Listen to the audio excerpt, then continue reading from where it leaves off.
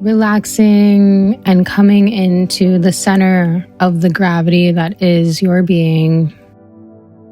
We're calling out to the world and to the universal mind that has so many intricate webs and relays and loops. Everything is feedback into our own soul. We first ask to ground ourselves into our heart center. We second ask to protect ourselves and allow ourselves to be free from any frequencies, vibrations, senses, experiences that are not positive for us. We understand positivity as the ether, as possibility. And we understand that we are connected to a web, and that is how we utilize that. So sinking deeper into this positivity, we also ask for 3, that we unlock our true potential within this positive web for our future. And with that, we close our eyes and drift deeper now. Imagining, visualizing, sensing a beautiful hug from someone we love that we haven't seen in a while. They know that we're there, and we know that they're there. The physical might not be available, but the love is still there.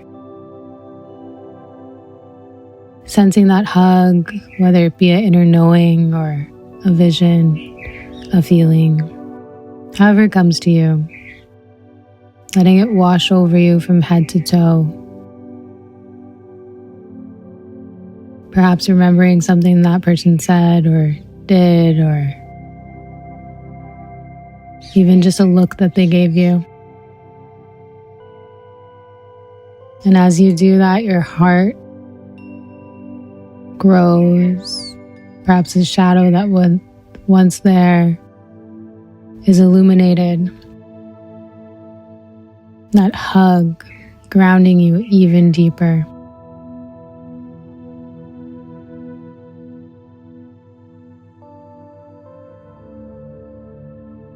You're a blessing. You are loved. You are cared for more than you could ever imagine. Every little thing that you do that is good, know that there is someone beautiful watching. That positive, etheric energy. So please and thank you. Keep doing those beautiful things. A smile, a wave, a glance. Whatever it may be, it matters. You matter. I'm thankful that you're here. I'm blessed that you're here. We all are. Thank you for doing your part in your corner of the world. Even when it's just you. You're there for us. All of us. Every deed that you do, even if you don't feel the blessing, you're creating a ripple effect. And we are so thankful.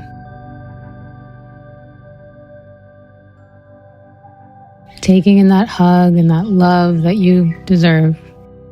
Taking it deep into your soul, knowing that it's always there.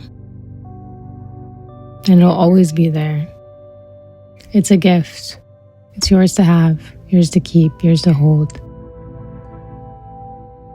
We love you. Thank you. We're grateful for you. Stay connected to the positivity, its possibility. It's a chemical connection from mind to mind. Inspiration, ideas, everything will flow. Just stay positive. Thank you for being here. You're my best friend, and for a lot of reasons. You're here, for one, 2, you are committed to yourself, your mind, body, and soul being a priority in your life. And 3, you are open-minded to restructuring and upgrading your operating system that is uniquely coded to you. And we are in a time in society, in the world, where there are mental bugs that are forming repetitive thoughts, loops. And we need to learn how to use our mind properly. Our mind is a battlefield. And I feel like as society, we've gotten very good at running our bodies and our soul, right? Through understanding nutrition and the things that we consume and physical fitness and the church system. I mean, there's so much support.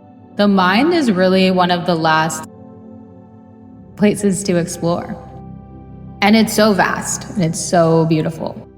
So let's go ahead and dive into the mind.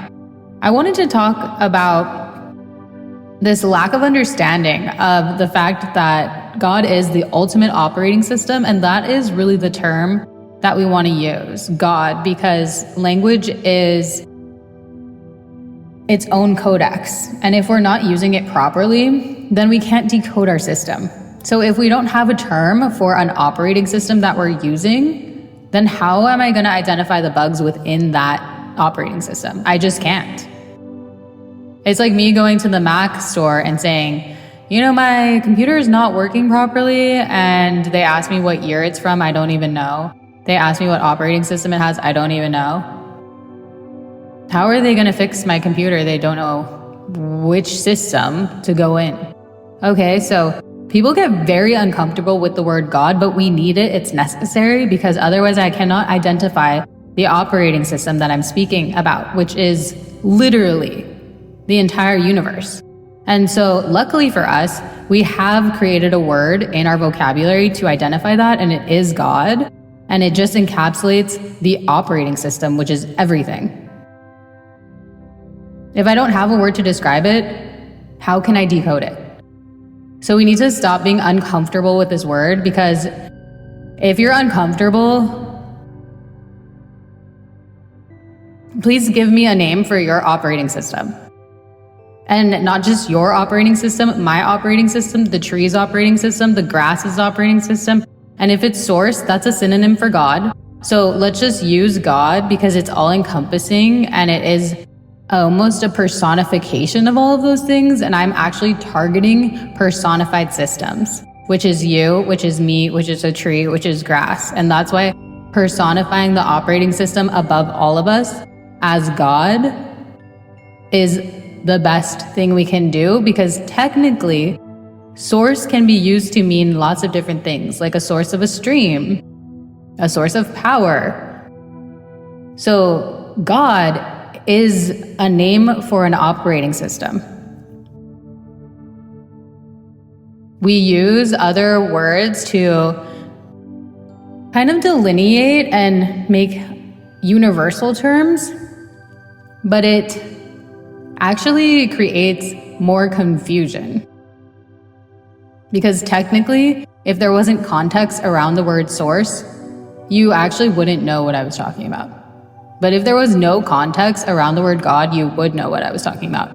So that is why we want to use the word God, because it is a operating source, and we are deprogramming code right now, and we are on the battlefield that is the mind.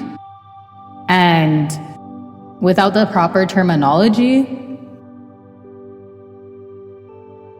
I can't live in a world where I have to provide context around an operating system for us to decode it.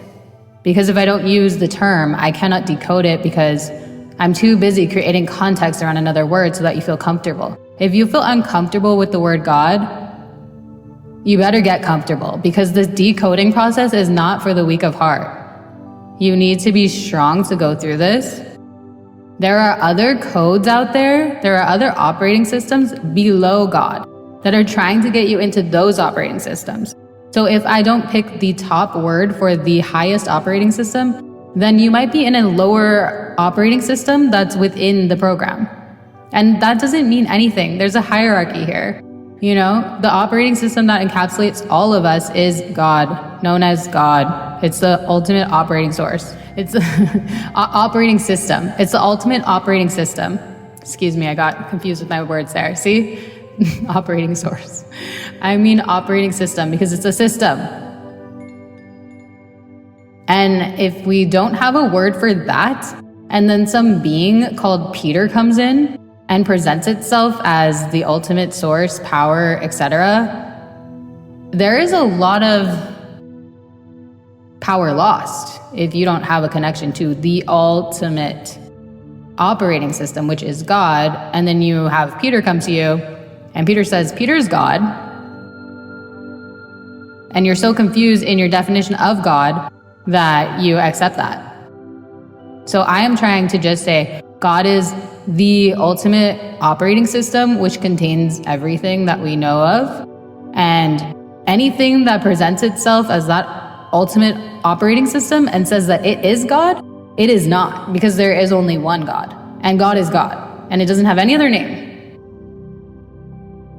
And that is why you want to use the word God, because something else can present itself very easily as source, universal power. I mean, I could literally present myself as source or universal power. I mean, it's so convoluted, that definition, that it could really apply to a blade of grass or a stream of water. It's a beautiful word. I love it. I think it's beautiful. But for this purpose, it is too broad. So please get comfortable with the word God and understanding that it is the ultimate operating system. And Mother Earth is the body. That is the ultimate body on planet Earth. And it includes your body.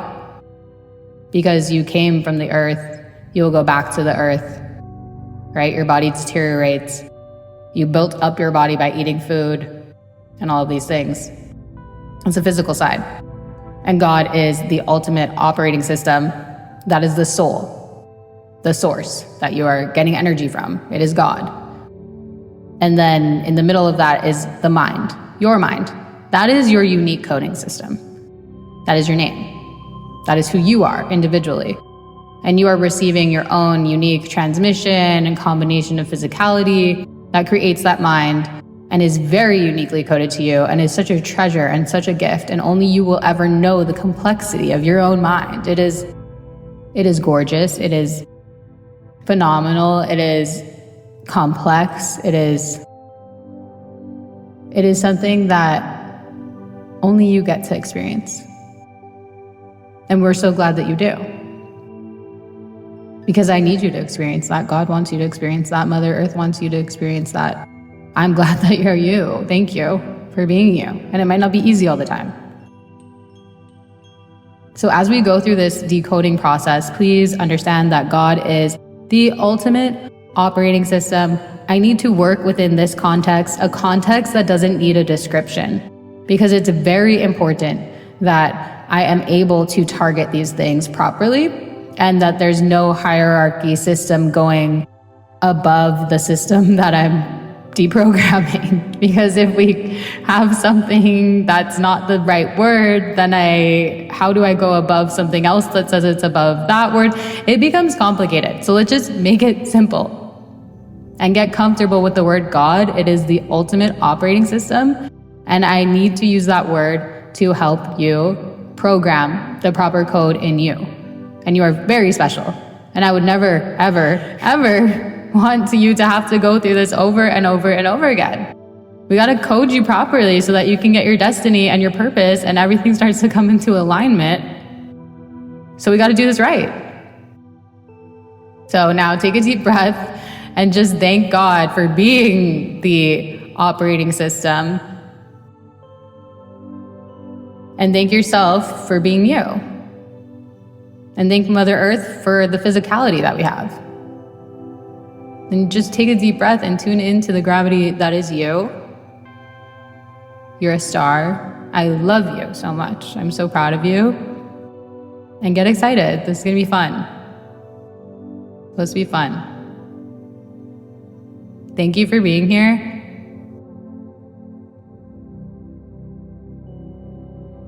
Thank you so much for being here. I love you very much. Go ahead and get comfortable, relax. Imagine yourself all cuddled up with a big hug from me. When I give hugs, I do this thing where I hug you real tight, squeeze you, and then shake you just a little bit.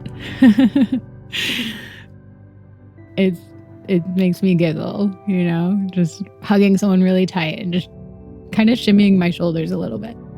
So imagine that and go ahead and wrestle your little feet and get comfortable. Today I want to talk about this overwhelming peace that comes when you know who you are, and it's so important to know who you are. So let's go ahead and tune in to the gravity that is you.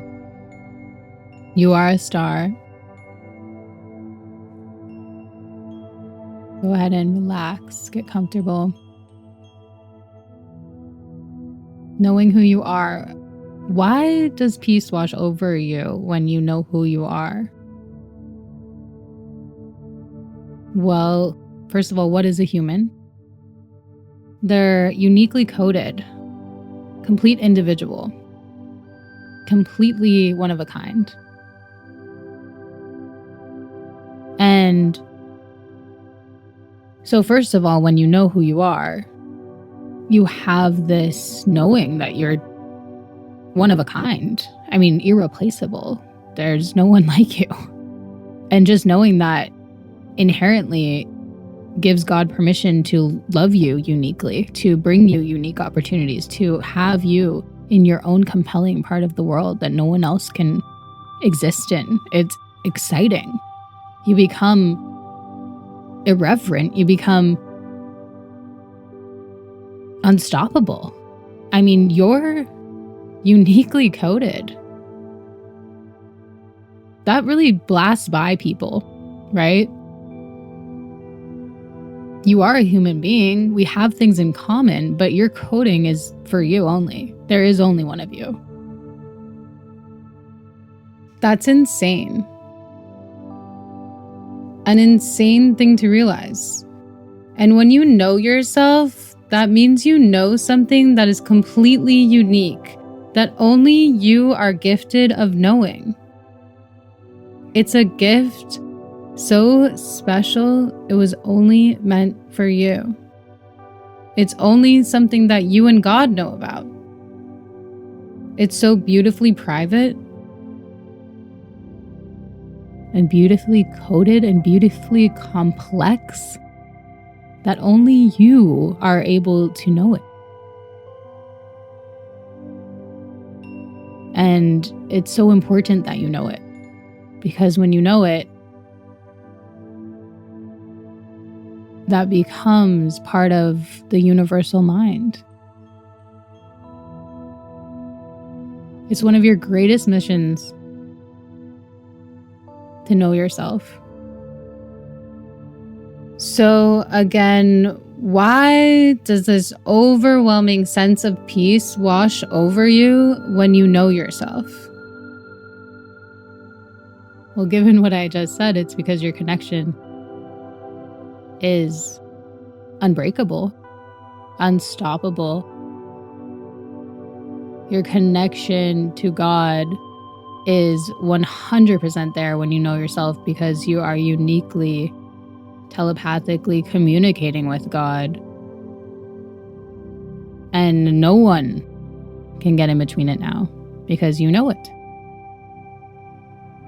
Once you know something, that's realization. Knowledge is realization. And once you realize that, you truly are unstoppable. So whatever you have been going through, whatever people have said to you, they don't know you. Trust me.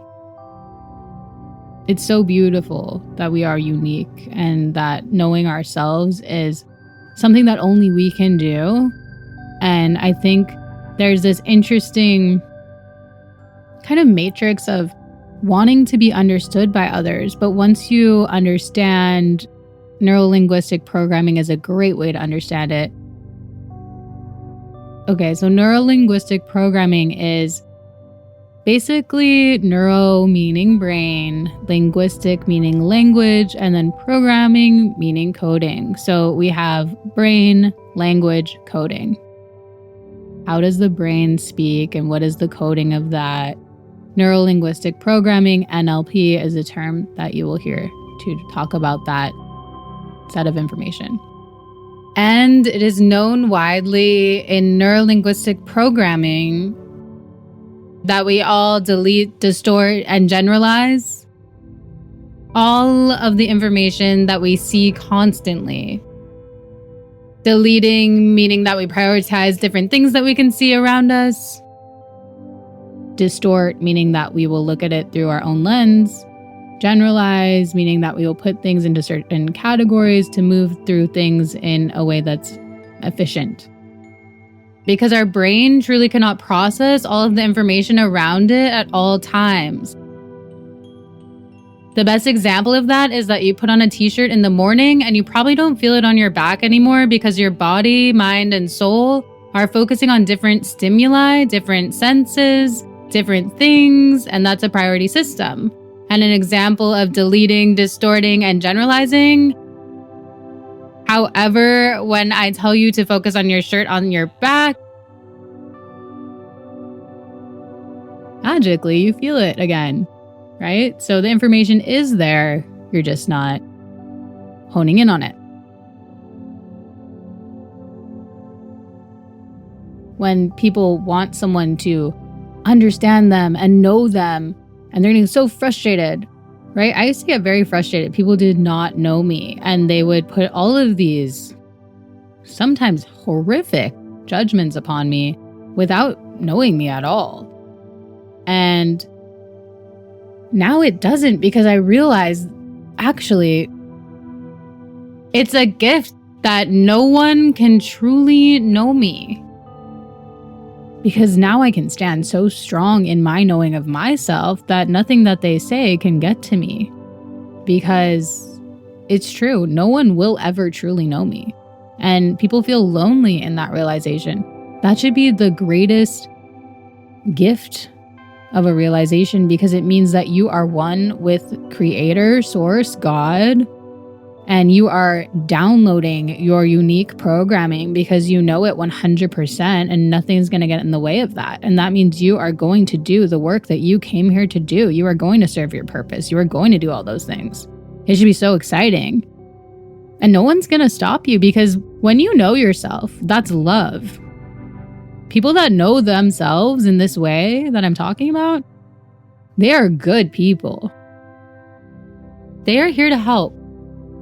They have a plan, and that plan helps a catastrophic amount of other people. Because when you have this inner knowing, it doesn't matter if you're just picking up a piece of trash. It doesn't matter if you're just washing your car or taking your dog for a walk. Your intention is, I am coded as me, and this is what me wants to do. And in the background, God and all the angels are smiling and clapping because you know yourself, and that is what you're meant to do. Because behind the scenes, you walking your dog, someone slowed down and they saw your dog, and then they got home at the perfect time to give their grandma a hug and a kiss when they really needed it, because they slowed down a little bit and she was having a realization and she needed them to walk in just 5 seconds later. That is how God's timing works. It's so intricate and beautiful.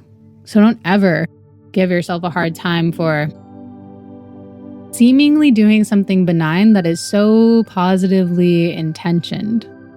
That is coding right there. Your intention is everything, okay? So know who you are, and know that that's just for you to know. And I'm so glad that you know that I know that.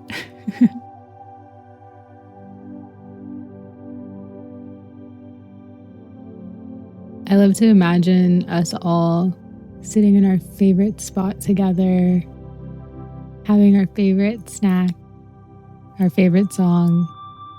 It's a perfect pillow, blanket, whatever makes you comfortable, and snuggling in and feeling like, hey, how are you? I haven't seen you in so long. It's so great to be here together.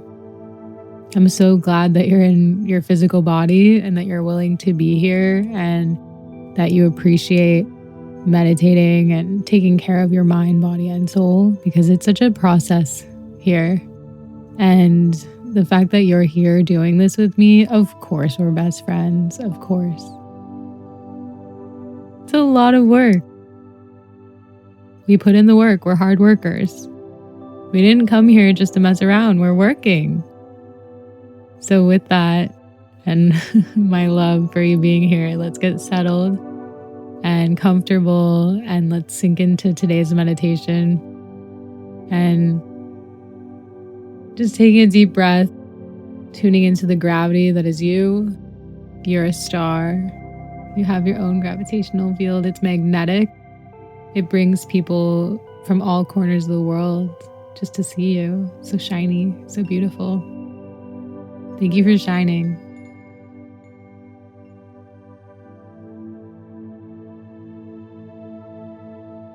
So float. This is a very beautiful space that I'm opening up with God's love for you to be protected, secure, know that you're not alone, and to be enveloped by a deep hug from all of the angels that are around you and part of your team and mine too, connected in this time and space. The quantum is here. We are able to see everything and be everything and do everything, but at the same time, we're logical and we understand that we're in a physical body and we're in this place and time so that we can bring those things into existence. So with both the logical, the impossible, the spiritual, the profound, we are these modern miracles in our own vessel, in our own being. And even we all are miracles. I pray for miracles all the time, but at the same time, I am constantly witnessing them in every moment. We can't grow complacent in the fact that every day miracles are around us and surround us. And when we pray for a miracle, we say, oh, I want to witness a miracle, but I already am a miracle. I already am witnessing a miracle. So may it be a bigger blessing. May it be a bigger miracle. God has a plan. What we bring to the table to that plan is action, is bringing it into the physical, is continuing to walk the path of positivity, to stay open to the opportunity and the potential and the possibility. So thank you for being here. Thank you for being positive. Thank you for taking off your armor in this space and knowing that you're loved so that we can make you stronger, and that we have encapsulated this place right now in this time with the best protection available, with the strongest angels around. And we command that anything that is in your auric field that is disturbing you or violating you or taking away from your free will and your destiny to leave now and go back to God. Not because we hate you, but because we love you. And God is love, and you're a bad program, and you need to just be reset. We're sending you back to the source, back to God, to click that reset button for you. So once again, right? It's like Command Alt Delete on your computer. But we command you, bad programming that is eviscerating our auric field and our free will and our destiny, to leave now and forever hold your peace with God. Because we are grateful for what you've showed us. We are grateful that you showed us our blind spots, and we are grateful that you made us stronger than ever before. But we do command you now to leave and go back to God. And God has a plan for us all. Taking a deep breath, thank you so much for being here. We're going to go just a little bit deeper now. So go ahead and open your eyes like a blink, and then deep breath, go deeper now. It's the same effect as when you click your alarm clock to snooze and you wake up, you actually go deeper into sleep. So one more time, go ahead and open your eyes and then close them and take a deep breath, go deeper now, and thanking the angels for being here, clearing those bad programs that you already have awareness of and you no longer need. We are thankful that they were there, but we're clearing them now. And with that clearing, just relaxing. The intention is everything.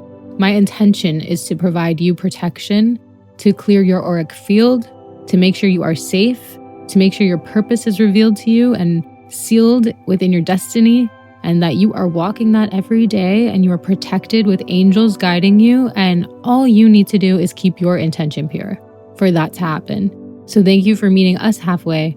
And thank you for understanding that this is a safe space for you. And we are here. Taking that deep breath and letting it all sink in. We thank you, God, for this protection. We thank you, angels, for being our team. We thank those on earth that are holding the space and bringing us so much love. We have a purpose. We are part of a positive web, and every time we make a step or a vibration, that positive web comes in closer and closer and closer to us, and we are so thankful. We believe in the possibility, the potential. We know what we can make and what we can produce. We're a promise, we're a possibility, we're everything. And we know that God takes time to bring these things into our reality, and so we're giving time, and we're thankful for that time. We are thankful. We are grateful. We are thankful. And when God gives us an idea, inspiration, we write it down. We take action, even the smallest action, so that God can give us the next step, the next inspiration, the next connection, the next move. Because if we're still stuck on writing it down, how are we supposed to get to the next step? God is wondering why. We've asked, He's answered. Write it down, make a move forward. Show that you are accepting the inspiration to be further inspired, because you are worth it. And that idea came to you to see if you are willing to take that challenge on, because God has a plan and God needs time, and the web connects through action, through writing stuff down, through doing these steps. And you have the intention. The intention is everything. Your intention is everything.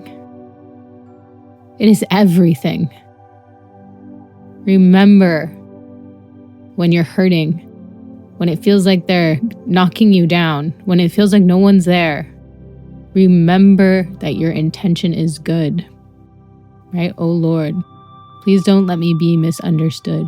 In God's eyes, if your intention is pure, you will never be misunderstood by God or the angels. They are watching you.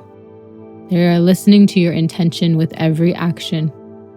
And they are waiting for the cosmos to align, for the earth to align, so that they can pick you up. They are going to wait. And I tell you this, they will wait until the perfect moment, the opportunity where they can pick you up and they can grab you and they can save you. And that's called getting saved. So if you feel like you're waiting, they're waiting too, because they're not going to just save you. They're going to make sure they get you and they save you real good, because they're not going to leave you behind if your intention's pure. So keep that intention pure. Keep going. You are not alone. They are watching you. God is watching you, and God knows your intention. So keep your intention pure, because when you get saved, it's because of that intention, and they were waiting for the right opportunity to save you, and they were going to make sure it was the perfect moment. They weren't going to mess around. So hold on.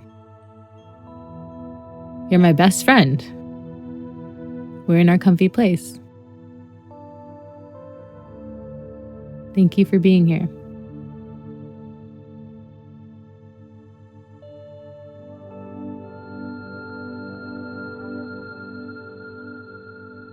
Remember, you're my best friend.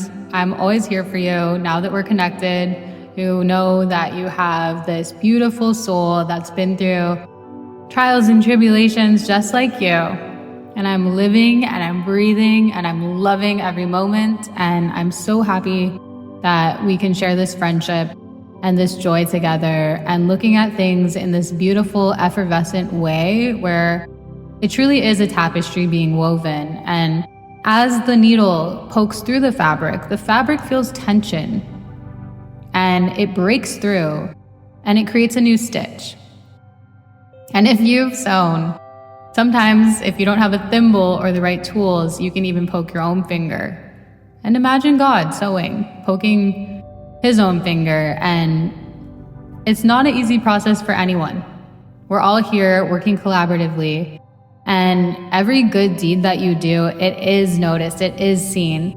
So please keep being a good person even on your darkest days and know that your team is loving you and caring for you. And you may be waiting for that blessing. Give them time because they're gonna find the optimal moment for you. And they're gonna use every single good deed that you have done as a builder for your case to negotiate and strategize and find that key moment for you. Nothing you do goes unnoticed. Even your mind is a battlefield. Your mind, you can think of beautiful things. You can think of beautiful things and that counts as a good deed. So even if you are struggling with mobility issues, you can sit there and you can think, and that is a good deed in and of itself. We get so caught up in the grandiose, big, amazing moments, but truly, it's the small moments, right? Sweat the small stuff. Because the small things matter. That's what creates character. That's what creates every moment. So go ahead and take a deep breath. Get centered. Take a deep breath into the gravity that is you. You are a star. And breathe even deeper now, holding on to the planet that is you. You are a star. You're a star. You're shiny. You're beautiful. You're everything. I love you so much. I am so blessed to have people like you with me on this journey. You make it worth being on this journey. Thank you so much. That is why we are beings. And you make it worth being here. Thank you. You're a human being. It's espresso self. One day I saw 2 shirts in a row and one was I'm a human being for coffee. And then the next shirt that I saw was espresso self. And I thought I was in this strange reality where everyone was obsessed with personifying coffee because I saw 2 shirts in a row, but I didn't see a third. So I knew I was back here. All right, take a moment, take a deep breath and tune into the gravity that is you. You're a star. Today, I want to focus on this false belief and narrative that has been spun and woven very deep into our psyche, and it's causing quite a lot of trauma. And trauma is something that we can have a powerful connotation to. That word is used in many different ways. In this example, in this context, I would like us to see it as something that's sprinkling dust and creating context around life that is creating an opportunity for painful tension. And if we reframe this understanding, we can still be experiencing something, but not necessarily having such a deep gravity and exposure to a painful stimuli because of our understanding. So let me say that one more time in a different way so that we can fully understand what I mean by creating this context of trauma in this moment. What I'm saying is the planet, it has an atmosphere around it, right? And if we create an atmosphere that is imbued with something that is seen as something that should be painful, then automatically, if it's occurring to us, we have a higher probability a higher chance of having a painful understanding of what's going on with us. Part of recoding our system is changing those type of things that are almost an atmosphere, or as I said before, a sprinkling over a dust covering, and changing those from not being understood as having to be painful, because it is creating an exposure to people going through those things as having to experience them as painful, which ultimately, as supportive humans, we should want them to have a higher understanding and be able to go through experiences and find a unique coding of understanding that has to do with the intricate web of their life outside of an atmosphere of something that someone else may have perceived. Okay, so let me now go into the specific example that I wanted to speak about today. And this is abandonment trauma. There is so much, I think, going on with people's family lives, whether it be in your immediate family, meaning if you are a mother, father, if you are a girlfriend, boyfriend, whatever it is in your specific daily life of relationships that you consider family, or if it's even extended family of cousins, people that you consider calabash, right? People have abandonment trauma. And if anyone in your network has this, it can affect you, what I'm talking about. So please be aware of understanding it in this way, because I'm trying to reframe it in a way that's healthy, that lowers this atmosphere of abandonment being so heavy in our culture. It's very heavy, and it is stemming into how people raise their own children, because they're trying to fight this atmosphere, which we collectively can eviscerate and evaporate and totally change. So people think, I was abandoned at 6 years old by my father. I was abandoned at 10 years old by my mother. You can also have a parent that's fully present physically, that it has abandoned you emotionally or spiritually or another way, right? Some parents are so busy working that physically they are trying their best to be there, but they just can't be. So there are so many ways that we feel this abandonment trauma. And I've even talked to people who have experienced abandonment trauma with simply just being dropped off at school at too young of an age. It goes on and on and on. We can all find moments where we have felt abandoned in our lives. So we really need to restructure this, because feeling abandoned should not be a feeling that we are experiencing to this level. Why are we feeling it so much? I had experienced abandonment with my father abandoning me when I was 6 years old, and my family creating immense trauma in our family.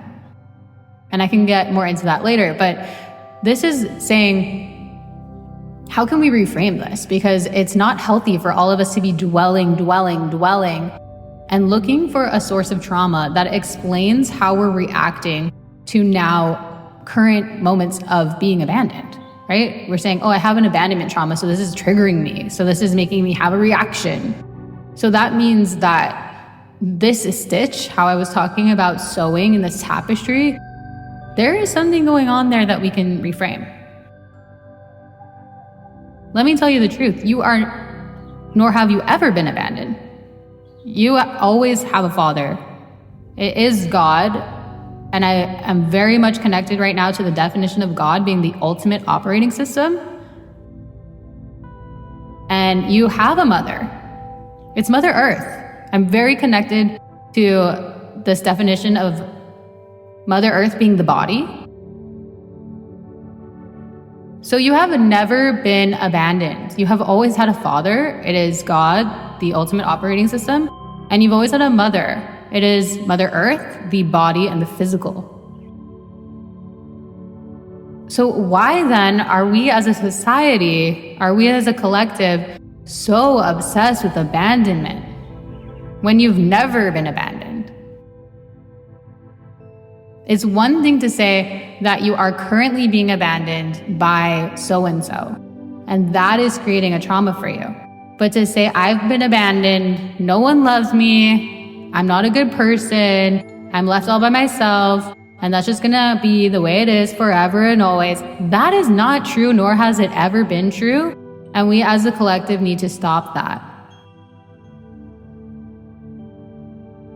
Once again, when you have been abandoned and you accept it as abandonment trauma, usually the internal thoughts that you start to say to yourself, the ruminating thoughts, are I've been abandoned, no one loves me, I deserve this, what's wrong with me? And we go into this self-loathing character that is so unhealthy. And I was having an amazing conversation with one of my colleagues. We were talking about this worthiness monster, this lack of worthiness monster, and she had this beautiful metaphor for it where it just kept asking these questions that could truly never have an actual answer. And the only way to escape this monster, we realized, was to understand that it would keep asking you questions that were unanswerable and had zero truth to them. Kind of like these questions in Buddhism where you ask them and they're meant to not have an answer so that you can sit and meditate on it forever. It's like that, the self-worthiness, lack of self-worthiness monster. And I relate to that strongly because abandonment trauma was pushed so deeply. I mean, I was abandoned at age 6 by my father. I told my friends that my dad had died. I didn't want to talk about it. It wasn't true. He's fully alive. He just abandoned me and I've never seen him since I was 6. I talked to him one time when I was 27. I basically forgave him and a huge weight was lifted off my back energetically. But because of my family, I was like, I can't have a relationship with you. I'm sorry. But I do forgive you for what happened and thank you for the conversation. So that's the relationship that I had with my biological father. And it's true. I mean, having it framed in this way of, oh my gosh, you've been abandoned, you've gone through this horrible trauma. There was a moment where I was just praying. I was so sad. This was before I had the phone call with my dad when I was 27. And I kid you not, this inspiration came to me and I just realized I've always had a father and it's God. And I've always had a mother. It's Mother Earth. And I also have to say, shout out to my mom. I love you very much. I do have an actual mother as well, so I don't want her to read into that. But I'm saying this inspiration came to me and it said, I've always had a father. It's God, the operating system. And I've always had a mother. It's Mother Earth, the body. And what am I? I'm a combination of the two. I'm a unique interpretation of that. My mind is truly where we all are playing to one another and playing together. And that's why I say your mind is a battlefield. Your mind is a battlefield. That is where so much is going on. Please take care of your mind, body, and soul. We are all going to church and praying. We are all, eating the right foods and exercising. Those things are very important. Taking care of the soul and the body. The mind needs to be taken care of too. I love playing Sudoku. I love puzzles. I love thinking about things. The mind needs to be cared for. And that is what a lot of my work is structured around, is debugging the operating system, taking care of the body physically, and allowing the mind to be free from these mind bugs. And one of them is this feeling that you have been abandoned and that we need an atmosphere of trauma around that. If anyone says anything about being abandoned, it's automatically, oh my gosh, I'm so sorry. Are you okay? And how come someone can't go through someone abandoning them and be okay? And your initial reaction can't be, wow, you were abandoned. How did that shape you as an individual? What did that teach you? Right? Why can't we automatically go into the solution-oriented place and we're automatically putting them in an atmosphere of trauma? Because what I'm telling you that is doing to people, especially when they're going through something at age 6 like me, and I just told people my dad had died, which wasn't even true because I just didn't want to go there. We're really forcing character upon them that might not be the best way for them to uniquely interpret this experience. And then they have to go to therapy and they have to unpack stuff and they're 6 years old and they don't even know how to pack. How am I supposed to unpack stuff when I don't know how to pack? I'm learning. That's a funny metaphor. I love that. So let's please, collectively, I would love, love, love for you to work on thinking of it like this, that you have never, ever been abandoned because you always have a father. It's God, the ultimate operating system. And you always have a mother. It's Mother Earth, the body, the embodiment. And your mind is a battlefield. So please take that bug out of there. And then try to process whatever you're trying to process. And don't tie it to a million instances of that happening. And now the unworthiness monster is rearing its ugly head and asking you questions that are unanswerable because they are based on nothing but lies. You are 100% worthy of having love in your life.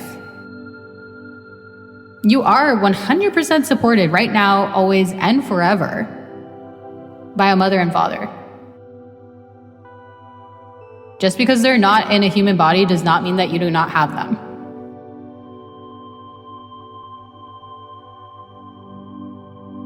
I love you guys so much. Thank you for being here with me and allowing this space to process these things and basically reprogram the universal mind.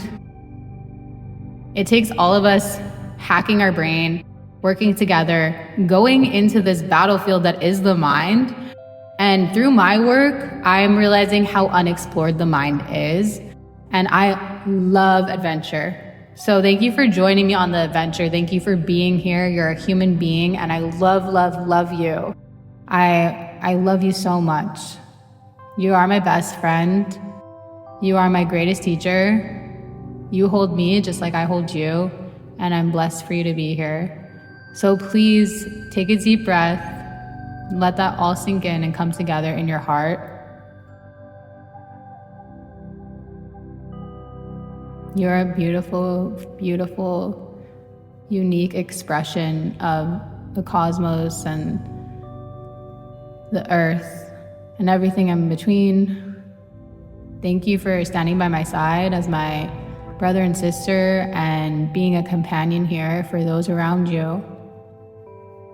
The journey has so much meaning with you here. Thank you for bringing meaning to life.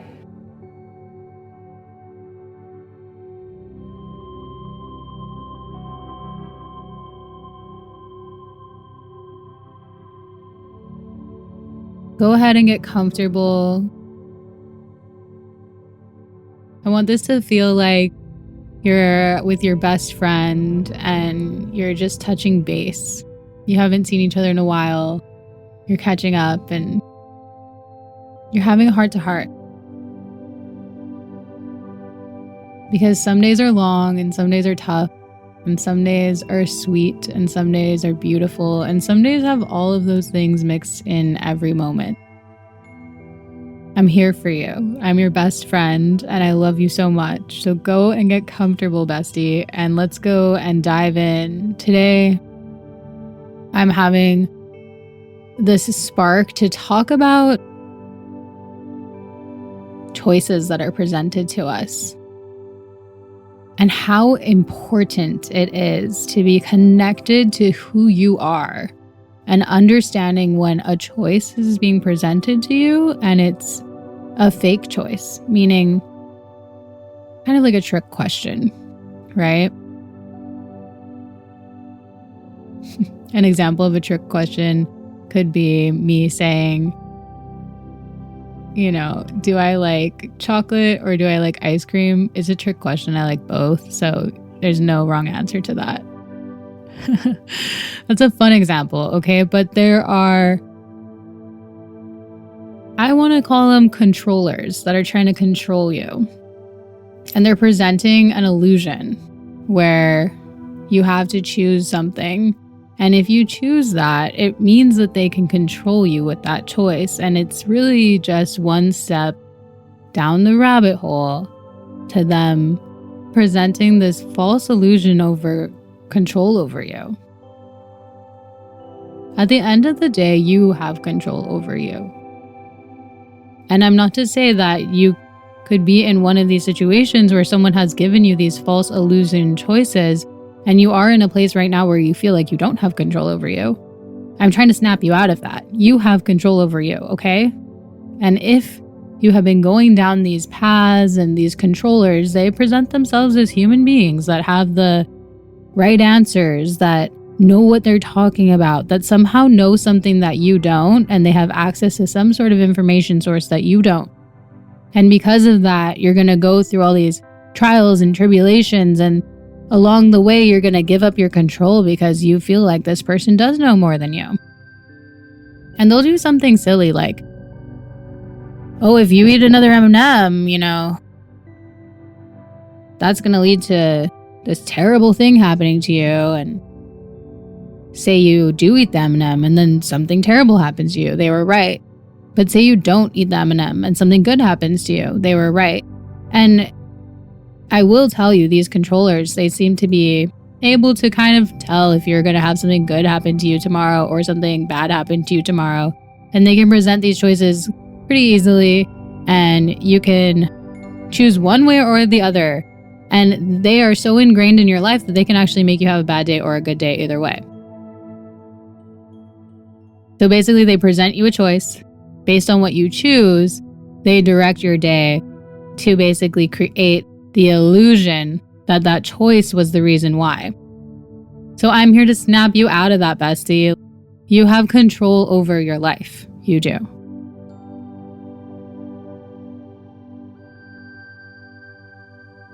This is very serious. I love you very much. Keep choosing the right choice that is right for you, the choice that does not harm others, and know that God is watching you.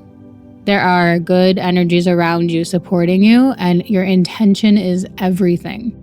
So keep your heart strong. Know that you can take back control of your life because you are the only one that has control over your life. Don't let these controllers present these false illusions of choice and then control your day to make it seem like your choice was the reason why they're being nice to you or being mean to you. Because I tell you, once you get into that mind state, they're going to do the next thing to gain more control and more control and more control. And you are obviously a very strong person if they're doing this to you. You are a very strong person because controllers only target people who are meant to do good things, who are going to have a positive ripple effect and do amazing work. They're literally trying to control you to stop you. And the only way out of that is to leave that person's presence with love, because everything is love. You leave that person's presence because unfortunately they are a controller and you aren't a remote. You're a human being and they're trying to push your buttons. Don't let them.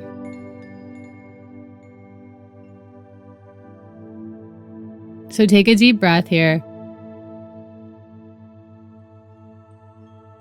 You can start by taking back control of the little things. Like how you're breathing, being here with me. Let's go ahead and call in the greatest protection for you. Your angels. God's here. Remember your intention of being a good person, being true, not hurting anyone, even when you're being hurt. Always choosing the high road, the right decision, the right choice for you, for the world, for your brothers and sisters, for God. Okay, God is the ultimate operating system. God is source. God is literally looking and watching. And if you're a good program, I like to use computer terminology. I think it's so beautifully poetic. And if you're a good program, you're going to make the system operate better, right? You're upgrading the system. You're going through the bugs and all of the, bad programs, and you are supporting a lot of energy by doing that. So keep doing the good thing. You will be rewarded. I love the metaphor of being saved. It's like you're being saved in the computer system, and you are this amazing program that they want. So they're making sure that you are saved. I love that. So again, remember what you have control over. Breathing. Recognizing these false illusionary choices. Come on. Eating an M&M and then what? You have a great day or you have a bad day? No, this person is going to say that either way. It's abusive and it's not okay. And you should be able to not eat an M&M or eat an M&M and have a great day. That's ridiculous. And I understand what it's like when you're in that situation. It's terrifying because you really do think that this person has some sort of mystical knowing, but they don't.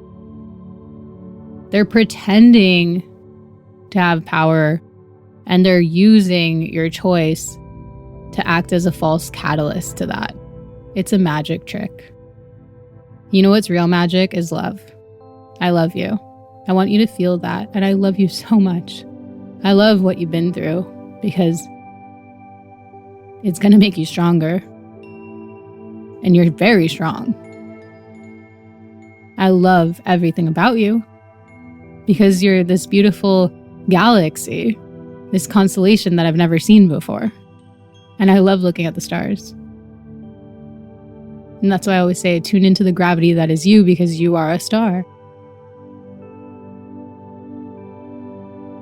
I love what you have to say because without your voice, I wouldn't get to know your original human thoughts, which are uniquely coded to you.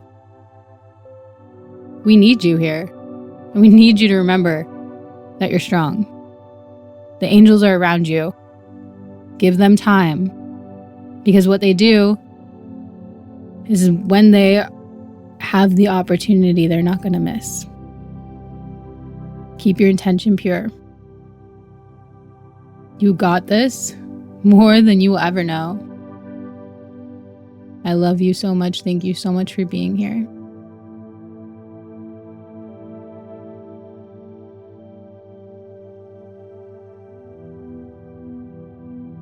Go ahead and get comfortable. I love you. I'm so glad to spend this time with you. Today, I wanted to talk about this perception of how we spend our time talking about others. So there are people that have a very beautiful and strong energy, and they have an ability to see things in a very complex and cosmic way. Change is the nature of the universe, and people are very uncomfortable with change. So often when people see things in a different dimensional way, it can be so shocking to that person's belief system and how they nestle themselves into the world. That person becomes a source of them personifying change. Now, many people would prefer to point fingers at one another because it's easy to say that other people are the problem, right? At the end of the day, the way my mind works is that if there is a problem, there should be a solution, right? It doesn't make sense that people naturally are problems. It makes sense that a problem is a reaction, and there should be some way to solve this. And that is one of the greatest joys, mysteries, struggles, trials, tribulations, is finding these solutions and figuring out how to bring them forward. Unfortunately, when we pile problems up in our own life, right, we become so overwhelmed that sometimes pointing the finger at others is easier because that means they can solve the problem for us and we don't have a problem. I think that's the preferred option for a lot of people. I'm sure you have experienced this. We all have.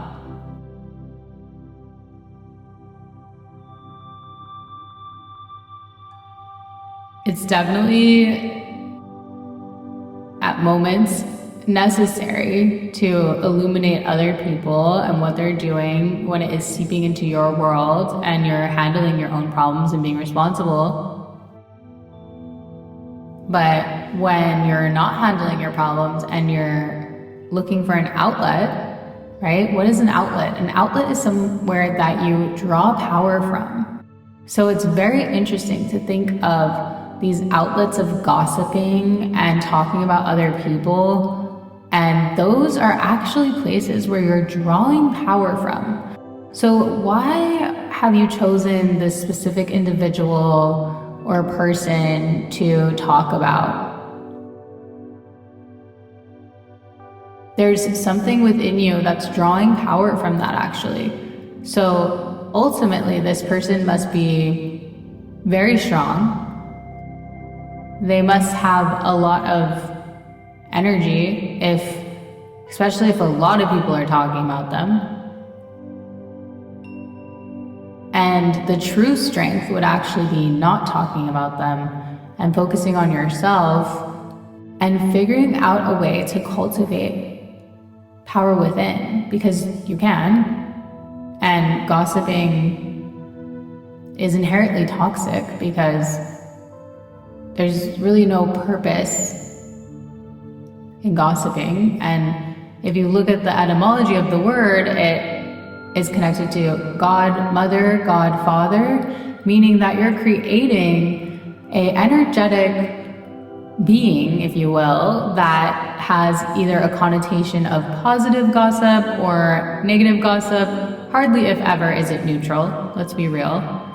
And that is drawing energy one way or another from this person, and in a way creating perhaps hurdles or bubbles if this person chooses to engage with that.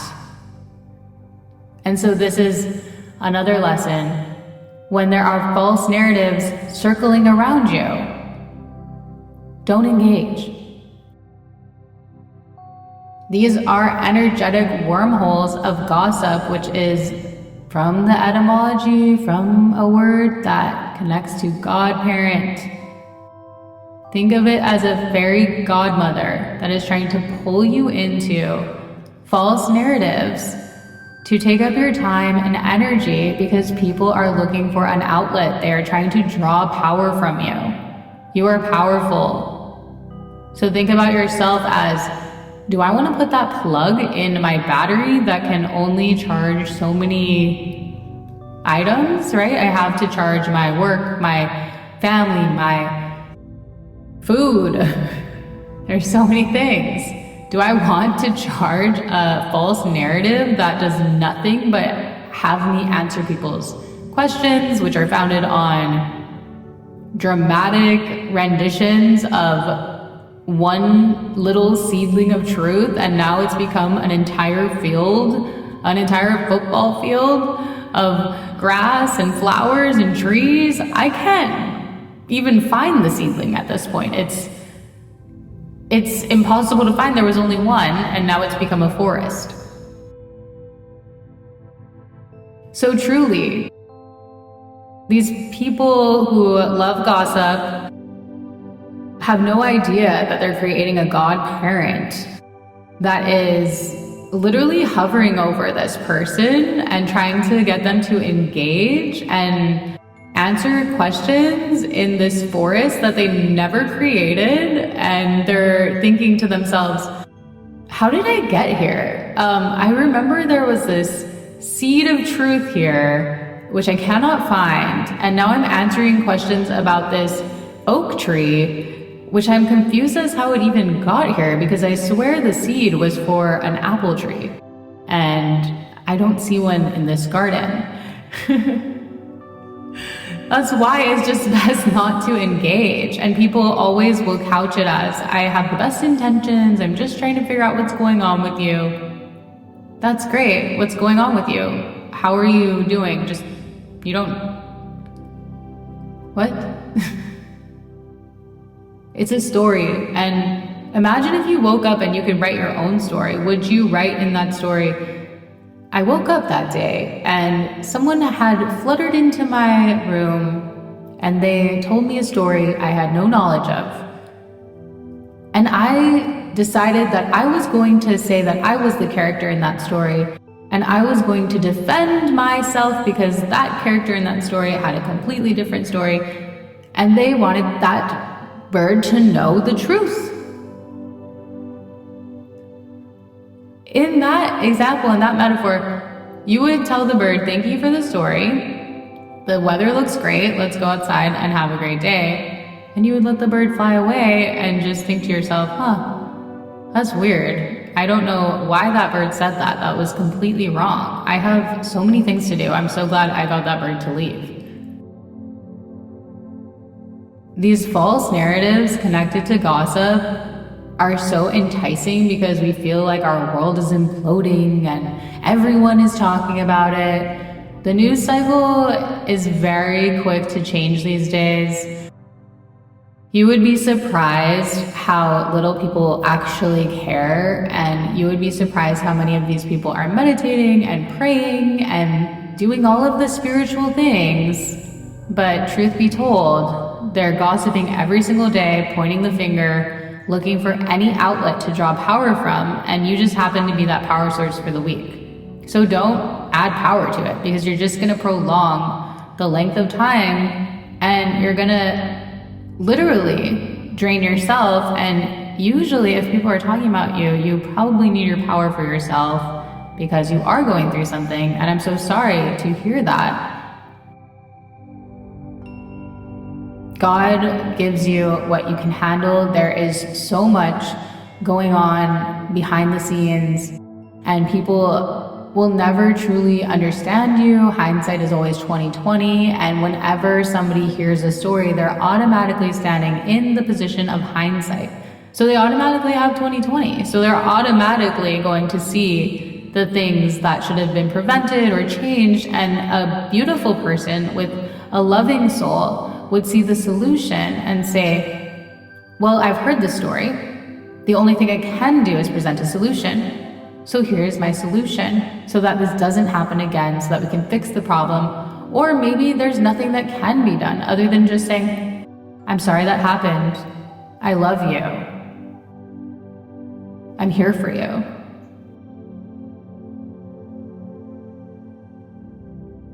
I don't know what happened where people became sound bites and not human beings.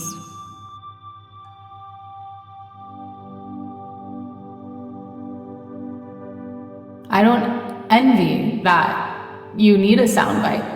I don't need a sound bite. I am so busy with God, with my work, with my heart, with my life. That is why I have so much power, and people try to draw from me like an outlet. And that will happen to you as your heart grows, as your work grows, as your connection to Source and God grows, because you're a powerful outlet. People need power. They're gonna try and draw it from you. So make sure you close your circuits and you make sure you know what's drawing power from you. And trust me, if they gossip about others, they're gonna gossip about you. And talk is cheap. Talk is very cheap. People want to talk. But when it comes time, to be there, actually, that is a rare occasion, and those people are the ones you want to focus on. The talkers have a lot to say, and they can fill the airwaves for days.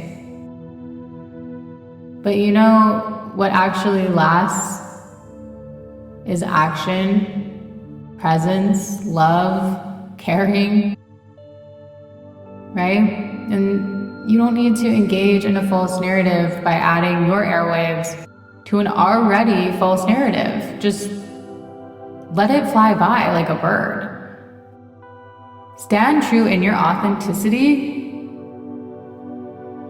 Allow yourself to know who you are. And anyone that wants to talk about you,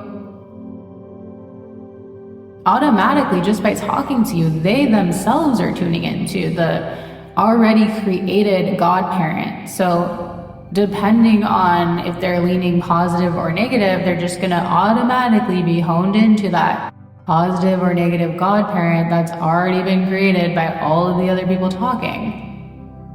It's gonna be very hard for you to jump in there and combat a football field of trees when you're wondering where the apple seed went and they're all oak trees.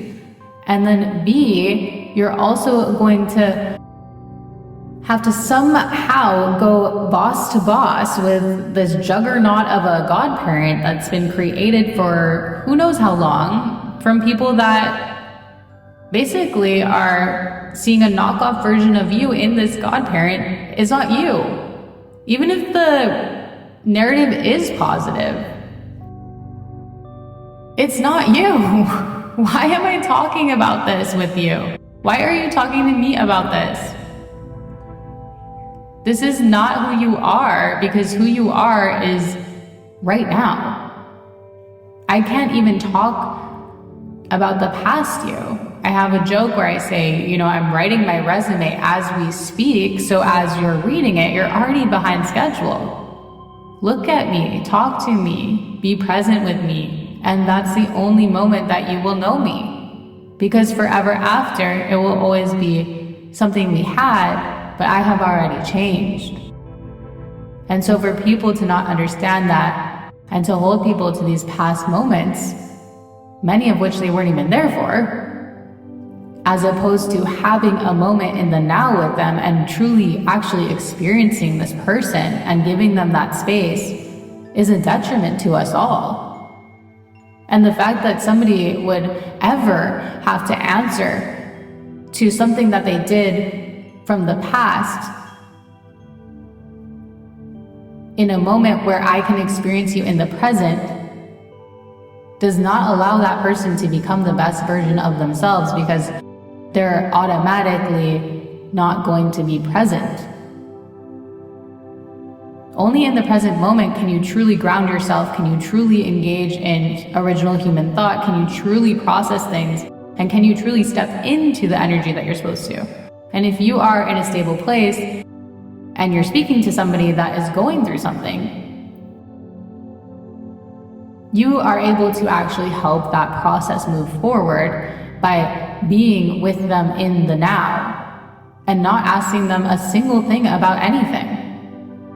Because truthfully, just being with someone presently and looking at the sky is enough to ground someone's unique coding into themselves and remind them who they are. I have talked to people before where I say, I met this person, they were very engaging, I had a great conversation, and then someone says, 5 years ago they did this. So I'm now supposed to judge this person from something that they did 5 years ago when I had a pleasant conversation with them? How is this person ever going to become their best selves when they're constantly battling a 5-year-old version of themselves? Do you know the difference of a baby and a 5-year-old? It's huge. It's huge. They can walk, they can talk, they can put on their clothes, they're not wearing a diaper. It's crazy different. But when we become adults, it's like 5 years is nothing, and I guess we don't change at all. How did that become the norm? If we're not changing as much as we change from 0 to 5, that's a problem. You're not present enough, because a child is present. That's why they change so much from 0 to 5. They are completely 100% engaged in their environment, and they change so much. Yes, a lot of the change is physical, right? But their mind is there. Have you spent time with them? They're absorbing everything. Their mind is a sponge. It is incredible. So why wouldn't you be changing as much in 5 years as an adult? I would guess it's probably because you're not as present as you were when you were 0 to 5, and you're not seeing things in the awe and wonderment of a child because you are so caught up in these toxic, false narratives about people that really aren't in your world. Maybe you saw them once 2 years ago or on a post online. How is that present? I mean, seeing anything on your phone is automatically in the past. Even if you are on a phone call with somebody, that voice is being relayed to you. That's how crazy in the past the whole entire phone game is. We need to start being present, and you should be significantly advancing in your mental state in 5 years of life. Right? Seriously. And if you need power, you should figure out a way to get it silently without drawing it from another, because that means that you don't have enough to sustain yourself, and now you're taking it from somebody that has figured out a way to sustain themselves. And now all of these people, that's a problem. You should be looking for a solution. You should not be engaging with these people and adding to this rhetoric. And now that you know that you're also adding to a godparent that is drawing this person into an inauthentic version of themselves that you could consider a knockoff that's either positive or negative, is even more reason not to engage. Because when we create a godparent for somebody, it's supposed to be someone that cheers them on, that believes in their dreams, that gives them tools to access that and to achieve that. So if your gossip is not facilitating that, then you're on the wrong side of history, and you need to disengage, and you need to figure out a way to be on the right side of history, because that's where love is, and that's where finding that power is. And if you're looking for an outlet, that means that you don't have your own power. And we should all be able to access our own power. So thank you for being here today. I love you very much. I want you to be able to access your own power, and that's why I shared this message of understanding this whole gamut of things and why it's okay to disengage. Just because your friends think gossip is cool does not mean those should be your friends. The sooner that you get out of that friend group, the sooner you're going to be successful. I can guarantee you that. There is a plateau with people that gossip, and you will start to notice that very, very successful people hardly, if ever, do gossip. And just because somebody works at a successful company does not mean they're a billionaire. I'm talking about billionaires, since people are so focused on money, and that seems to be the requirement for success, which is also not realistic. Happiness should be your determinant of if someone is successful or not. It should not be an amount of money. Happiness.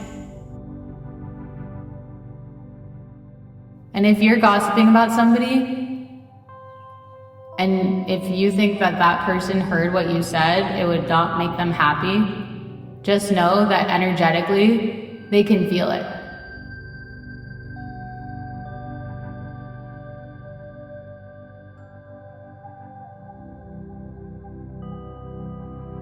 Thank you for being here. Thank you for being who you are and going through the things that you get to go through. Not everyone gets to go through what you're going through. There is a beautiful tapestry, and each stitch, each up and down, each moment leads to another and another, and it's building a beautiful, complex piece of art that you are building alongside other people, other animals, other energies. So thank you for the work that you're doing. Take a deep breath.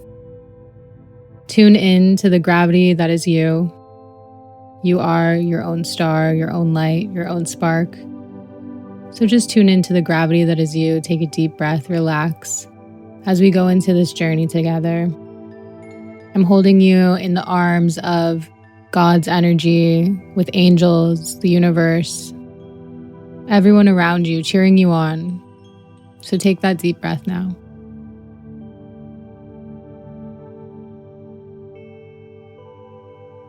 You're walking a path. Sometimes it may feel like you're alone. Sometimes it may feel like you don't have all of the support that you want or think you should have. But know that when angels are tested, they go into the forest and they go to be alone with God, because they know with just that one presence, they have everything that they need. And when you're being tested, you may find faults. That's where the light comes in. And an angel doesn't want to hurt others. And so going to the forest to be alone with God is a safe place where those faults can crack and the light can pour in, and it can create an even stronger angel. You're coming to this meditation because you need a place with God, and you need a place where you can have your faults shine and be illuminated with love and reflect that light back. We're here to give you that. Think of this space as a forest with God. The trees are making noises in the wind with the leaves rustling back and forth with one another. Perhaps a bird in the distance is chirping, indicating that it found something or sees something far beyond your perspective. The ground, the twigs crack, rustling in their own web.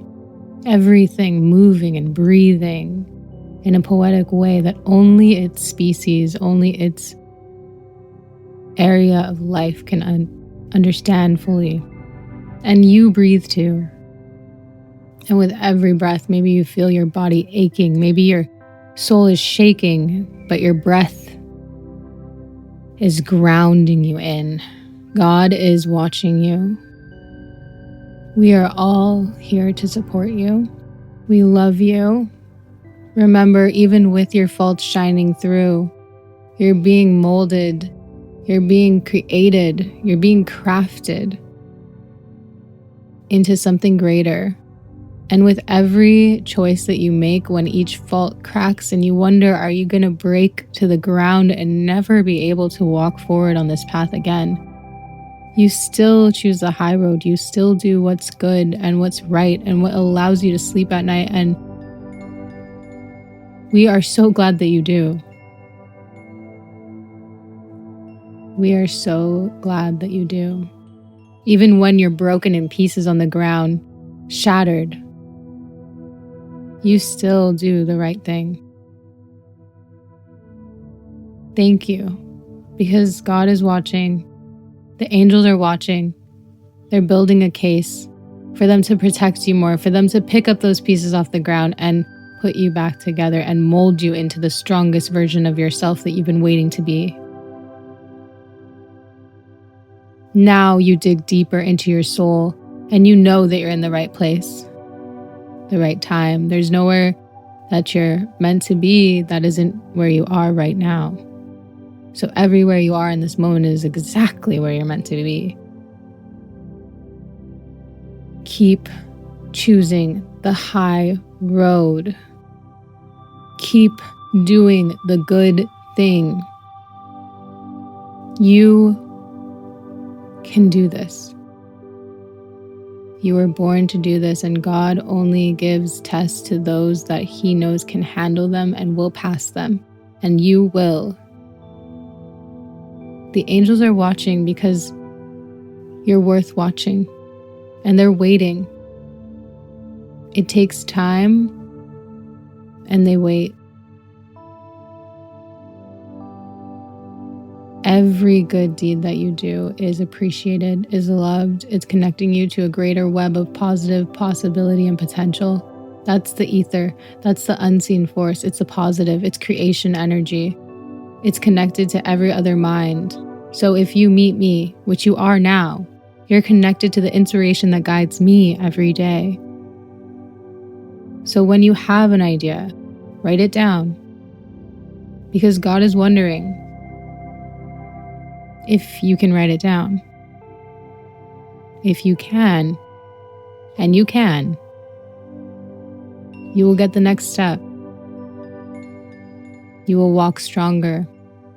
Those pieces will start to fit right. Bonded, strong, whole and complete. Thank you so much for what you do. I see you, we see you, we love you. So much more than you could ever fathom or imagine. The love is such a grounding and connecting force that it is always there regardless of the emotion.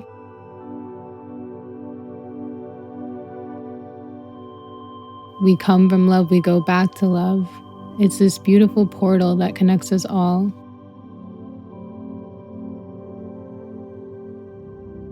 Take a deep breath and feel the lack of another defining emotion. Just love, the essence of who you are. It doesn't pull one direction or another. It doesn't judge. It doesn't hate. It just allows life and creation to exist. And in that poetry of the cello and the violin and the flute all joining together in harmony, it creates a concert. And it holds those emotions and all of those ups and downs in every stitch of the tapestry. Love is a binding force in the most beautiful way. It rises, it grows, it expands. That is why we use love, because we came from love and we go back to love, and it is always present and always there.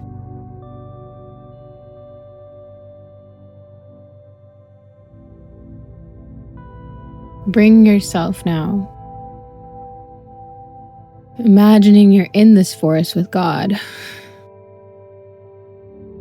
Gosh, it feels like things have been coming at you and sometimes you don't know where to look. Is anyone having your back? Why did that happen? How could that have gone differently? And sometimes it feels like even when you were at the top, you were your best self. You made a mistake, you missed the mark.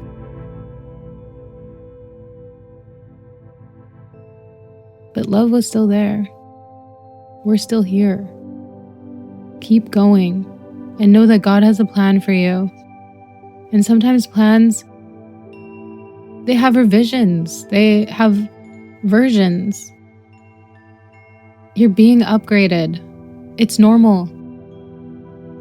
It's like a graduation. It's like a passage. It's like, gosh, you've been beat down, and don't listen to what they have to say, those negative ones. Negativity is creation, and that is a physical element of that. It's been created. It's been decided. Are they the deciders of your fate? Aren't you still breathing? Then that must mean that you're still alive. If you're alive and you're breathing, nothing negative that they have to say about you. Well, you choose if you create it or not, because you choose if you let it in. That's why we stay positive, because we believe in the possibility, the ether, the ultimate you, the best version of you, which takes multiple versions. And that's when you go through the chrysalis, when you go through the rebirth, when you become the butterfly. A new version, a new version, a new version. How many versions of you can you make in this lifetime? And better each time, because you keep doing the right thing even when it feels like you're bugging out. It feels like you have all the wrong code inputs. It feels like your operating system is just jammed and it needs to be completely restructured. Think about the world around you as an operating system. Who are those naysayers that don't believe in you? Is it impossible not to listen to them because they just won't stop? Then take it upon yourself to remove them, because 2 bugs don't make a right. Meaning that if 2 operating systems are crashing, how is anyone going to function? It's time to take responsibility for the space around you. You may be in the forest alone with God, but what does your home look like? What does your work look like? What do your friendships look like? And trust me, there are all of the options. I'm letting you tap into my mind now, and that's all I see. Possibility, potential, new routes, new courses, new versions, new everything for everyone. So ask yourself, what needs to change and what can I change? As I sit in the forest with just me and God, I have all the support that I need. I know who I am. I'm positive. I'm strong. I'm potential. I'm possibility.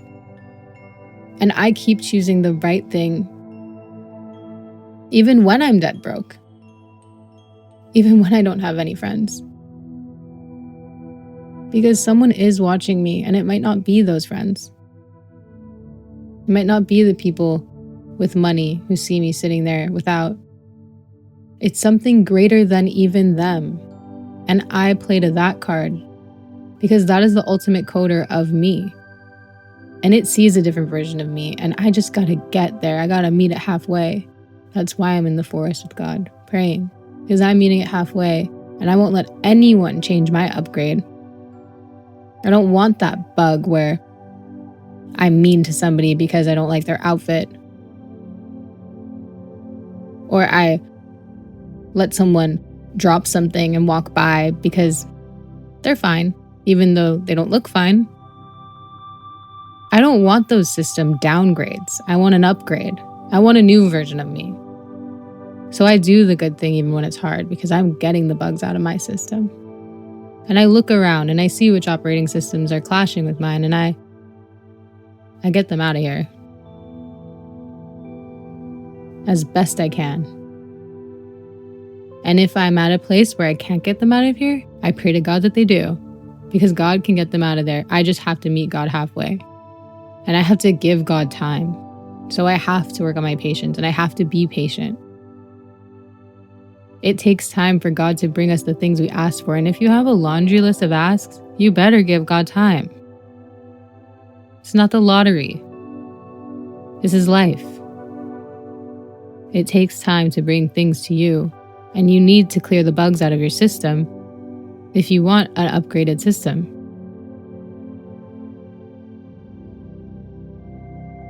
So with that knowledge seeping into our brains, our bodies, our mind, our soul, connecting us, your mind is a battlefield. Your mind is the operating system.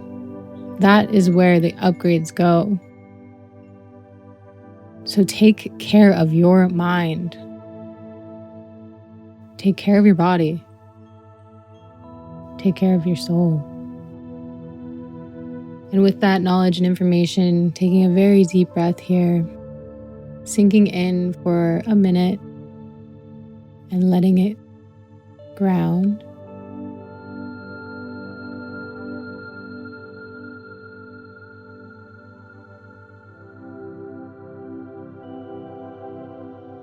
You're my best friend. Go ahead and get comfortable and cozy, and relax. Tune into the center of gravity that is you. You are your own star.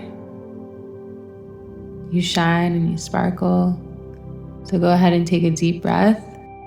Get centered and grounded. And go ahead and let go of all of your worries and cares and responsibilities. And just allow yourself to be a star. Be here.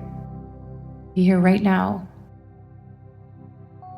There's so many different things that take our attention, and time is this effervescent force of nature that brings us into each moment. And people have very interesting ways of having a relationship with time.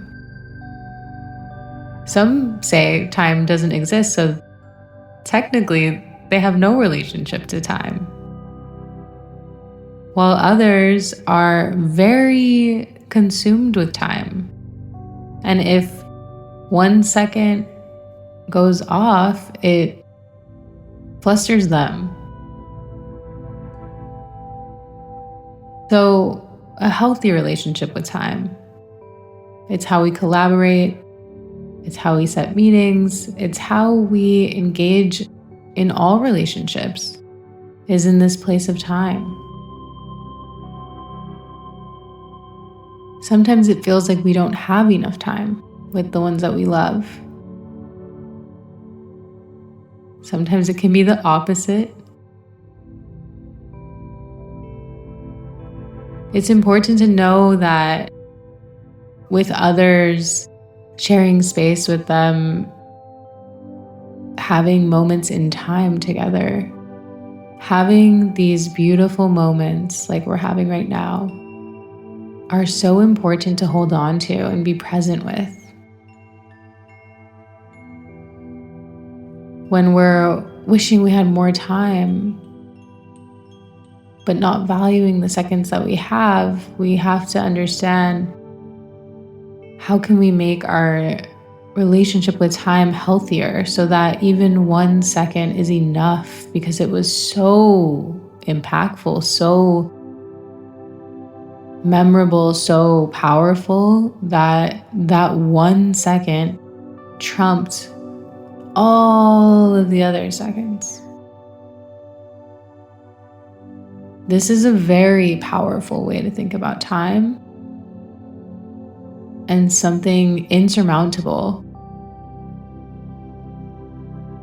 because often there is this talk of the end of our journey here and this life review. What moments will we review? These moments are truly moments where we're present.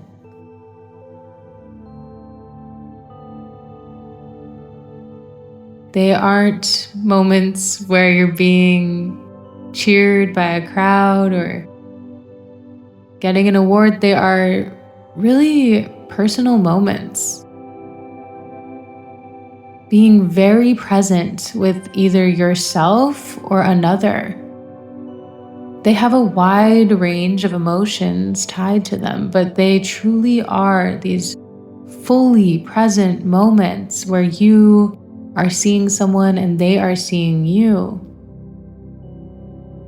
And this takes us to the quantum perspective of, along the lines of, if a tree falls in a forest, does it make a sound if no one's there to hear it fall? Does someone really love if there's not someone there to see them love, even if that is themselves seeing themselves love themselves? This is the quantum AB, right?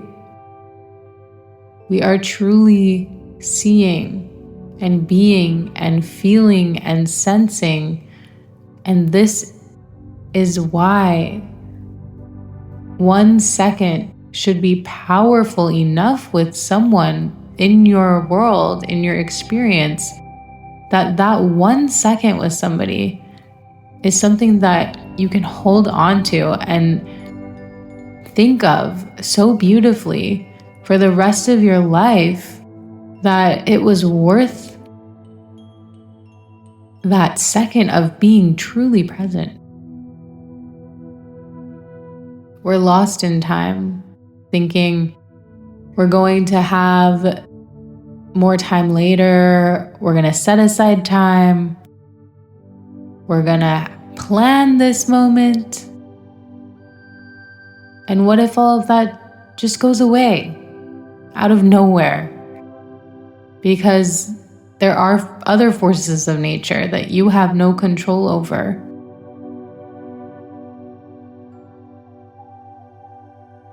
But you had that 1 second, and why wasn't it powerful enough to allow all of those plans and all of those future moments to be okay being washed away? Make sure when you have that second that you have that powerful moment. So how do we do that? It takes slowing down. It takes having a deep breath. And it takes holding someone in the presence of your heart and giving them that pause that you have created and taking that breath while being there. And I can tell you from experience, if you allow yourself to pause like that, to give that moment, to feel what it feels like to truly hold someone in just the presence of your heart, 1 second is more than enough to allow nature to work her magic as needed and change your plans and create paths that maybe are different than what you had expected.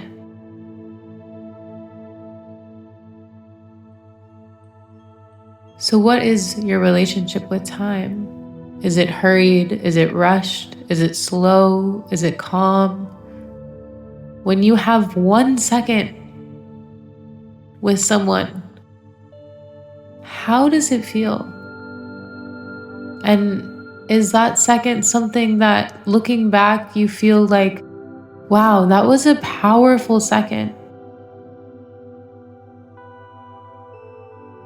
Another way to look at time is through the lens of a child. They haven't lived as much as an adult, and they feel like seconds are so long.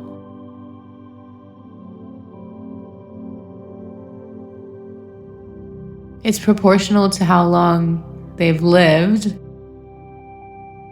An hour is quite a lot of time for them, compared to an adult who's lived for many hours. They're thinking in years at this point. I'm urging us all to remember a second. Everyone says, it'll just be a second. Give me 1 more second, 1 more moment, right? Create time for me. Create time for me. Give me a second. You're asking someone to create time for you. When someone asks you, give me 1 more second, do we think of it like that? I'm actually creating time for you right now to do something. Time is a very powerful thing. Give yourself time. What are the seconds that you give yourself? What powerful present moments have you given yourself? You know, these moments that are considered life reviews at the end of the journey can be as simple as getting a nice haircut and looking at yourself in the mirror and giving yourself a smile. We are created to be present because in the presence is creation. These seconds are more powerful than you could ever imagine. More powerful than you could ever imagine.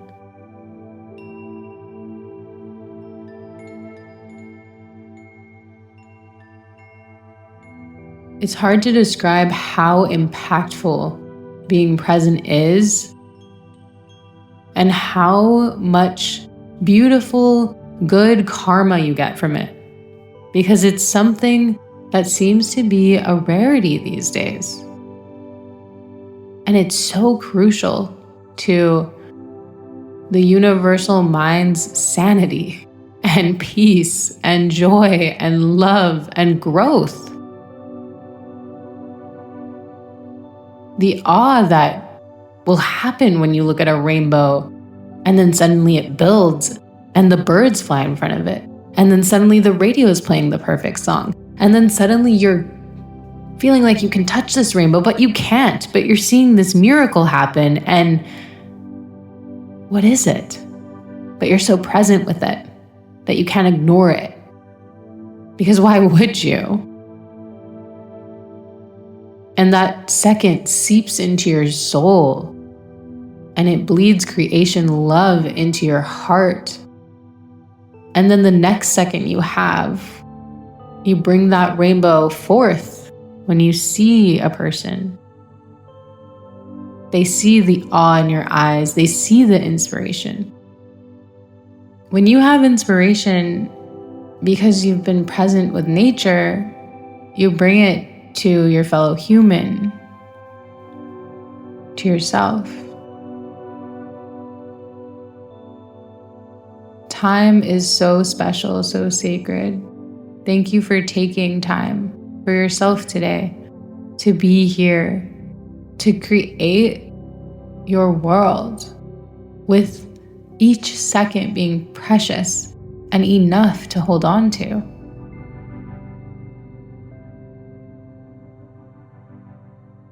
When you start to have more and more present seconds, nature can have these sweeping motions that feels like, wow, everything just shifted.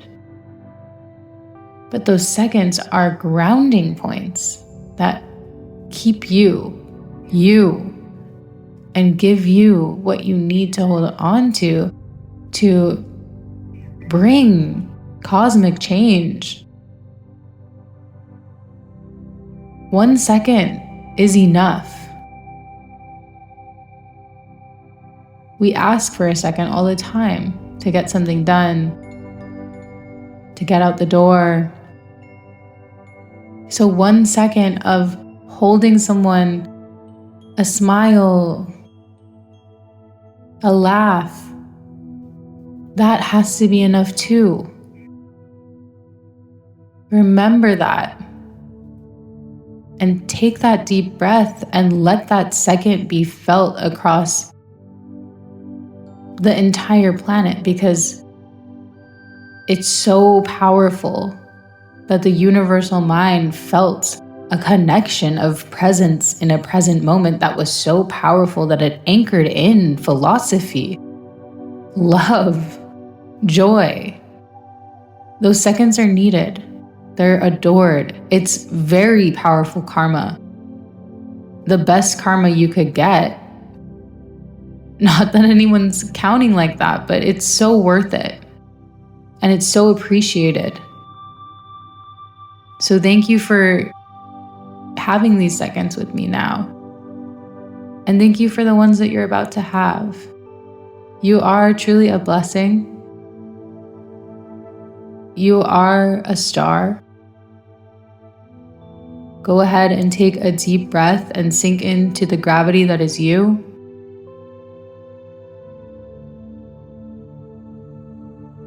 Thank you for being here.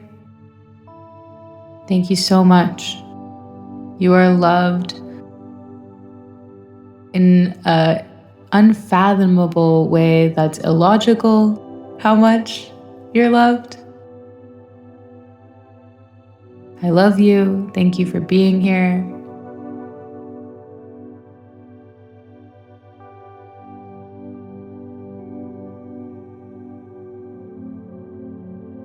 Where two or more are gathered, the energy is so much stronger. That's why we come together to support each other through prayer, through meditation, because iron sharpens iron. I know sometimes it feels like you're alone in your corner of the world. You keep making the right decision, taking the higher path, choosing to be a good person, even though it feels like every day you're battling with one thing after the next, and sometimes it feels like you can't catch a break. I'm here to tell you thank you. Thank you for choosing the high road. Thank you for being a good person.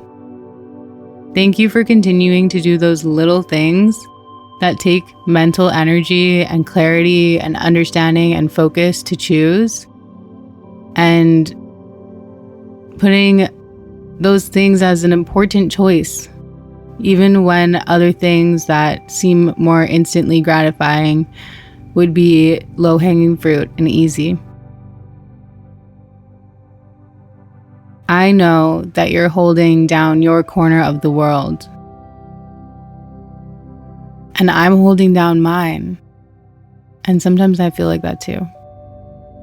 But I'm here to tell you that there is someone watching. You might not see them, but every good deed that you do is being counted and carefully reviewed. You may not feel like you've had your blessing. Maybe you feel like you've been asking a long time, but God needs time. It takes time. There's an intricate web of all of these people, places, and things holding down these beautiful corners of the world, and it takes time to have them connected to you because you're holding down your corner. God loves you. We love you. So go ahead and take a deep breath and go deeper into the center of gravity that is you. You're a star. You have a magnetic field. You pull others into you that are beautiful, and they are coming. Hold true to the gravity that is you. And as other things interact with your star, just let them be meteors or asteroids. Send them away. And just wait as your solar system forms around you and becomes something beautiful. You have character. It's something that you can't buy. Character is something that you build through going through hard times, trials, and tribulations. You have it. Your character is who you are. Your character is every facet, every fractal, every glimmer of you. Thank you for building it. Thank you for choosing the high road. Thank you for doing the hard choice because it's the better choice, and seeing your star as this solar system instead of just going for the low-hanging fruit and the easy choice because it's quicker and faster. And no, you have character. You choose differently.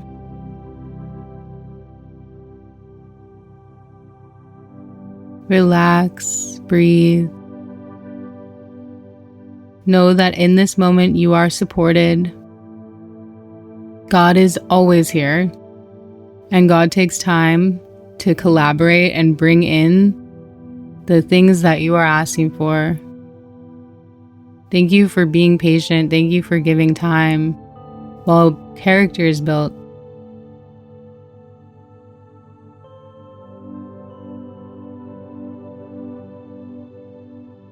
Allow yourself to let go of the things that you've been holding on to.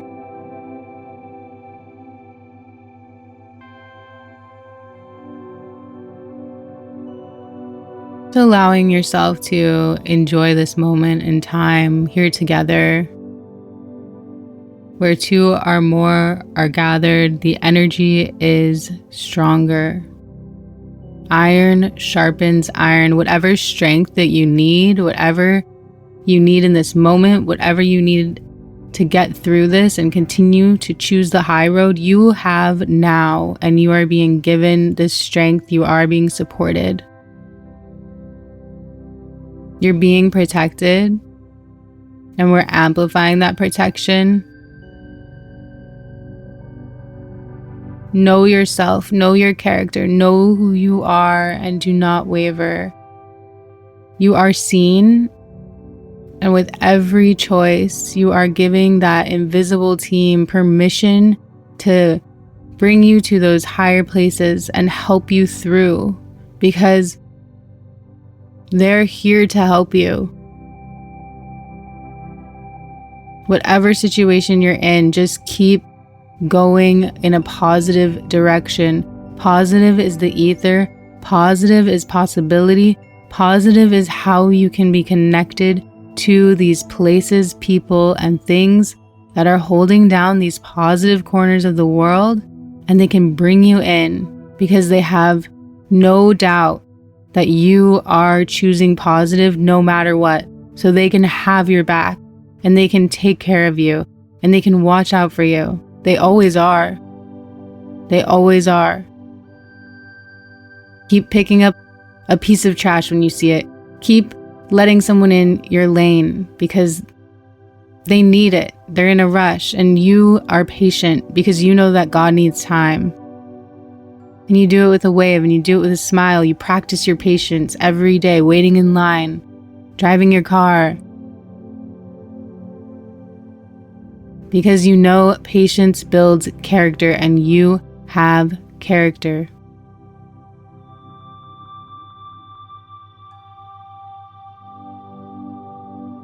Taking a deep breath.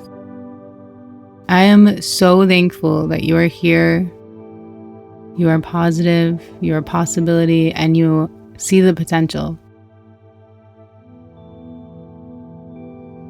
The ether of the world is positive. It's open. That is what positivity is. It is not a weakness. It is smart. If you are positive, you're open to everything. If you're negative, that's grounding something and making it physical, chosen. If you have an ask and you have potentials and possibilities, and you are calling something into your reality, positivity is openness to the ether, the unseen, the uncreated. That's why you are positive. Because you're smart. And you know what works. Being positive works. Give God time. Know that you're protected. Know that everything that you do, there is someone watching, and they're building their case to protect you, to watch out for you even stronger, to call in certain people into your reality, to bring you those things that you're asking for. So make sure that you show up when no one's watching, because you have character, and you can, and you know who you are, and you know what you've asked for, and you know that God is planning it. So take a deep breath with that knowing. Know that you're cared for beyond reason. We love you so much. We're so glad that you're here. So glad that you're holding down your corner of the world. Thank you so much. Keep going and know that you're taken care of. Thank you for joining us today for this beautiful prayer and meditation.